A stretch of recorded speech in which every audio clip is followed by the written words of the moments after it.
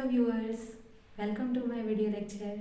आज मैं class 11th की बायोलॉजी का first chapter the living world का second topic diversity in living world को डिस्कस करने जा रही हूँ। Diversity in the living world मतलब लिविंग ऑर्गेनिजम्स की वेराइटीज़। यहाँ पे हम लोग लिविंग ऑर्गेनिज्म की वेराइटीज़ को पढ़ेंगे।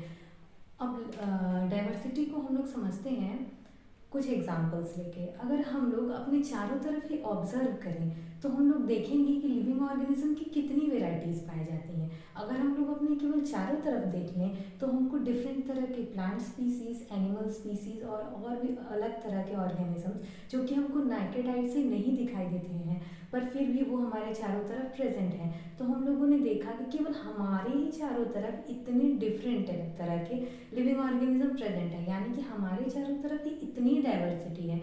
तो आज सोच सकते हैं कि पूरे अर्थ में लिविंग ऑर्गेनिज्म की कितनी वेराइटीज़ होंगी। अगर इस पूरे अर्थ में लिविंग ऑर्गेनिज्म के टोटल नंबर को डिस्क्राइब करने की कोशिश करें तो वो उसके एग्जैक्ट नंबर को डिस्क्राइब करना इम्पॉसिबल है, क्योंकि इस पूरे अर्थ में unimaginable number of living organism पाए जाते हैं। और इसको डिफाइन हम लोग इसलिए नहीं कर सकते हैं क्योंकि टोटल जो नंबर ऑफ लिविंग ऑर्गेनिज्म है वो तो कुछ तो नोन है और कुछ अभी भी अननोन है। तो इस पूरे अर्थ में number of species that are known and describe वो है 1.7 से 1.8 मिलियन। और इसी को हम लोग कहते हैं बायोडाइवर्सिटी, यानी कि number and type of living organism present on earth, उसको कहते हैं बायोडाइवर्सिटी। अब क्योंकि हम लोगों ने जाना कि लिविंग ऑर्गेनिज्म में इतनी ज़्यादा डाइवर्सिटी है, अगर कोई भी लिविंग ऑर्गेनिजम्स की स्टडी करना चाहे तो वो कितना डिफ़िकल्ट प्रोसेस हो जाएगा, क्योंकि अलग अलग तरह के ऑर्गेनिज्म के कैरेक्टर याद रख पाना, उसको आइडेंटिफाई भी कर पाना बहुत ही मुश्किल प्रोसेस है, उसको किया नहीं जा सकता है। इसके लिए साइंटिस्ट ने क्या किया, लिविंग ऑर्गेनिज्म को क्लासीफाई किया। अब सबसे पहले समझते हैं कि क्लासिफिकेशन क्या होता है। क्लासिफिकेशन का मतलब होता है किसी भी चीज़ को, मान लीजिए एग्जांपल से समझते हैं, किसी भी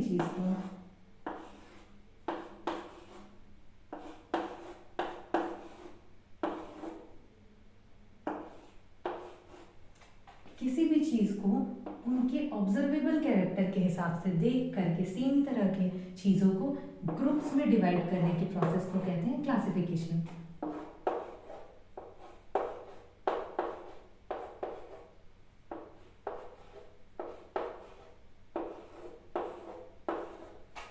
इस प्रोसेस को कहेंगे हम लोग क्लासिफिकेशन, मतलब process by which anything is grouped into a categories known as classification. ये क्लासिफिकेशन हम लोग किस बेसिस पे करते हैं, इसके कैरेक्टर्स को ऑब्जर्व करके हम लोग इसको डिफरेंट क्लासेस में बांट देते हैं, तो इसको कहते हैं प्रोसेस को क्लासिफिकेशन। तो अब मैं डिस्कस करने जा रही हूँ डाइवर्सिटी इन लिविंग वर्ल्ड में टैक्सोनॉमी। सबसे पहले समझते हैं टैक्सोनॉमी किसे कहते हैं। Taxonomy is a process of classification of living organism into different taxa, मतलब कि लिविंग ऑर्गेनिज्म को डिफरेंट टैक्सा में बांट देने की प्रोसेस को कहते हैं टैक्सोनॉमी। ये टैक्सा क्या होता है, टैक्सा हम लोग कहते हैं कैटेगरी को, यानी कि लिविंग ऑर्गेनिज्म को डिफरेंट कैटेगरीज में बांट देने की प्रोसेस को कहते हैं टैक्सोनॉमी। टैक्सोनॉमी की स्टेप्स को देख लेते हैं। अगर एक समझते हैं हम लोग एग्जांपल से, एक मुझे प्लांट स्पीसीज मिला है, एक न्यू प्लांट स्पीसीज मुझे मिला, तो सबसे पहले काम जो मैं इस स्पीसीज को देखते ही करूँगी वो होगा उसके कैरेक्टर्स को देखना। मैं इसके अलग अलग तरह के कैरेक्टर्स को देखना स्टार्ट कर दूँगी कि हाँ इसमें इतने पत्ते हैं, इसके पत्ते इतने इस तरह के हैं, इसका रूट कैसा है, इसका स्टेम कैसा है, इसके किस हिसाब से इसमें पत्ते लगे हुए हैं, मतलब इसका अरेंजमेंट क्या है लीफ लगने का, ये सब मैं ऑब्जर्व करने लगूंगी। तो जो सबसे फर्स्ट काम हम लोग करेंगे कैरेक्टराइजेशन, यानी कि कैरेक्टर्स को ऑब्जर्व करेंगे, मॉर्फोलॉजिकल कैरेक्टर्स को ऑब्जर्व करेंगे।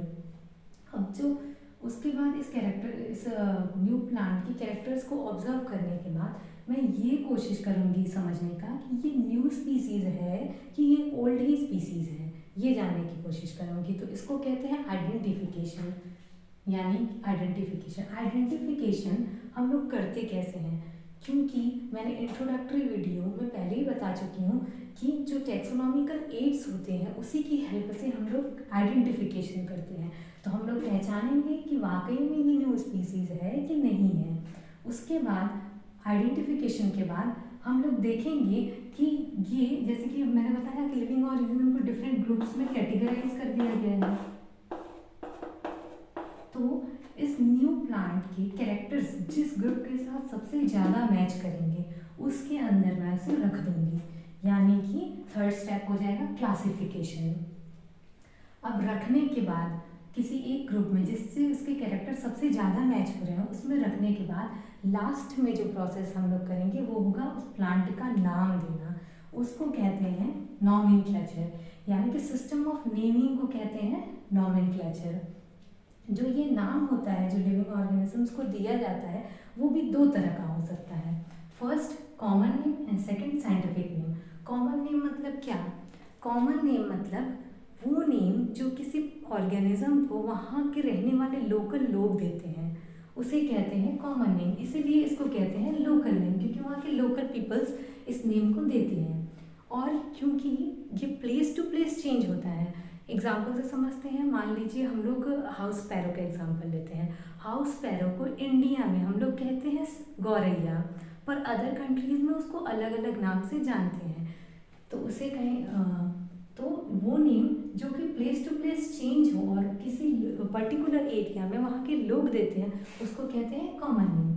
सेकेंड नेम है साइंटिफिक नेम। सबसे पहले तो ये समझते हैं कि जब कॉमन नेम था ही तो साइंटिफिक नेम की ज़रूरत क्यों पड़ी। कॉमन नेम जो था वो प्लेस टू प्लेस बदल रहा था, वहाँ के लोकल पीपल दिए थे, तो जिसकी वजह से क्या हो रहा था कि कन्फ्यूजन्स क्रिएट हो जा रहा था। तो इस कन्फ्यूज़न को दूर करने के लिए हम लोगों को एक ऐसे नाम की ज़रूरत थी जो कि all over the world same रहे। तो साइंटिस्टों ने एक स्टैंडर्ड नेम डिस्कवर किया, उसको कहते हैं साइंटिफिक नेम।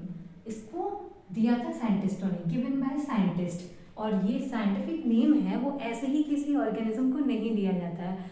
किसी भी ऑर्गेनिज्म का जो नेम दिया जाता है साइंटिफिक नेम वो प्रिंसिपल और क्राइटेरिया पे बेस्ड होता है, यानी कि डिफरेंट तरह के प्रिंसिपल रूल रेगुलेशन के तहत उस ऑर्गेनिज्म का हम लोग नाम रखेंगे। इसका एग्जांपल है मैंगीफेरा इंडिका। मैंगो का जो साइंटिफिक नेम है वो है मैंगीफेरा इंडिका। ये मैंगीफेरा इंडिका जो नेम है साइंटिफिक नेम मैंगो का वो all over the world same रहेगा। अब हम लोग समझते हैं जो ये साइंटिफिक नेम दिया है वो किस हिसाब से दिया गया है। जो प्लांट्स का साइंटिफिक नेम होता है वो ICBN के हिसाब से दिया जाता है और एनिमल्स का साइंटिफिक नेम ICZN। तो अब हम लोग समझ लेते हैं ICBN और ICZN होता क्या है। ये दोनों के दोनों रूल बुक्स होती हैं।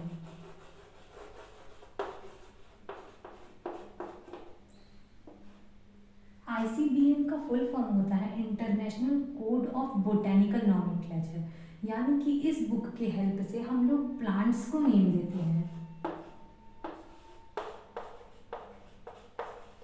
और ICZN का फुल फॉर्म होता है international code of zoological nomenclature. तो ये वाली बुक की हेल्प से हम लोग एनिमल्स को नेम देते हैं। तो अब मैं डिस्कस करने जा रही हूँ नॉमेनक्लेचर का जो सबसे पॉपुलर सिस्टम ऑफ नॉमेनक्लेचर है, बायनॉमियल नॉमेनक्लेचर। समझते हैं कि बायनॉमियल नॉमेनक्लेचर क्या होता है। इसमें टर्म से ही क्लियर हो रहा है कि बायनॉमियल नॉमेनक्लेचर मतलब बाय मीन्स दो, नॉमियल मीन्स नेम, मतलब कि इस बायनॉमियल नॉमेनक्लेचर में दो किसी भी ऑर्गेनिज्म के दो नेम रखे जाएंगे। जो फर्स्ट नेम होगा उसको कहेंगे जेनेरिक नेम और जो सेकंड नेम होगा उसे कहेंगे स्पेसिफिक नेम। एग्जाम्पल से समझ लेते हैं हम लोग। एग्जाम्पल लेते हैं मैंगो का। मैंगो का जो साइंटिफिक नेम होता है उसे वो होता है मैंगीफेरा इंडिका। इसमें दो नेम है, देखिए जो फर्स्ट नेम है वो रिप्रेजेंट करेगा जेनेरिक नेम को, सेकंड नेम रिप्रेजेंट करेगा स्पेसिफिक नेम को। तो ये हो गया बायनॉमियल नॉमेनक्लेचर। इस बायनॉमियल नॉमेनक्लेचर को कैरोलस लीनियस ने दिया था।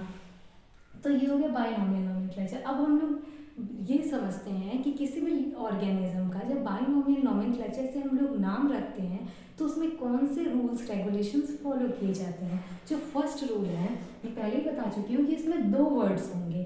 फर्स्ट वर्ड जो होगा उसको कहेंगे जेनेरिक नेम, जो कि रिप्रेजेंट करेगा जीनस को, और सेकंड वर्ड होगा वो हो जाएगा स्पेसिफिक नेम, जो कि रिप्रेजेंट करेगा स्पीसीज को। ये हो गया हम लोग का फर्स्ट रूल। जो सेकंड रूल है वो है कि किसी भी लिविंग ऑर्गेनिज्म का जब हम लोग बाइनोमियल नोमेनक्लेचर से साइंटिफिक नेम रखते हैं तो वो हमेशा लैटिन लैंग्वेज में ही लिखते हैं, लैटिन लैंग्वेज में रखते हैं। और अगर कभी भी हम लोग साइंटिफिक नेम को प्रिंट करते हैं तो उसको इटैलिक्स में प्रिंट करेंगे।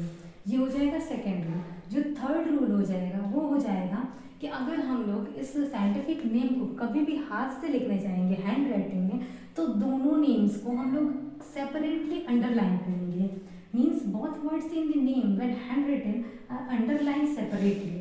और जो फोर्थ रूल है कि जो जेनेरिक नेम होगा, यानी कि फर्स्ट नेम के फर्स्ट लेटर जो होगा वो कैपिटल होना चाहिए हमेशा, और जो स्पेसिफिक नेम होगा उसका जो फर्स्ट लेटर होगा वो हमेशा स्मॉल रहेगा। तो ये हो जाएंगे बाइनोमियल नोमेनक्लेचर्स के रूल।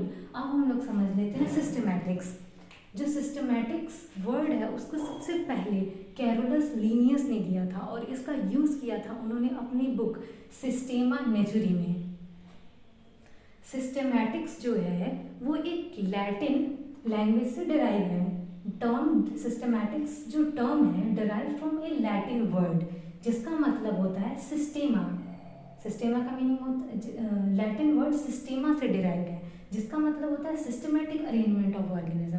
मतलब किसी भी ऑर्गेनिज्म का अरेंजमेंट सिस्टम के हिसाब से किया जाए। जैसे कि मैंने बताया कि क्लासिफिकेशन में हम लोग लिविंग ऑर्गेनिज्म को डिफरेंट क्लास में कैटेगराइज करते हैं, डिफरेंट क्लास में कैटेगराइज करते हैं, डिफरेंट क्लास में कैटेगराइज करते हैं। पर सिस्टमैटिक्स में क्या करते हैं, डिफरेंट केवल क्लासिफिकेशन इसका मतलब नहीं है। इसमें क्लासिफिकेशन के साथ साथ ये भी ध्यान दिया जाता है कि जो क्लोजली रिलेटेड ऑर्गेनिज्म है उनको एक साथ रखा जाए। मान लो ये और ये, इन दोनों का बहुत ज़्यादा क्लोज रिलेशन है तो इन दोनों को हम लोग साथ में रखेंगे। तो इस तरह से हम लोग कह सकते हैं कि सिस्टमैटिक्स वो किसका सम होता है, टेक्सोनॉमी का और फाइलोजेनेटिक रिलेशनशिप का, दोनों के सम को कहते हैं systematics. Taxonomy plus phylogenetic relation.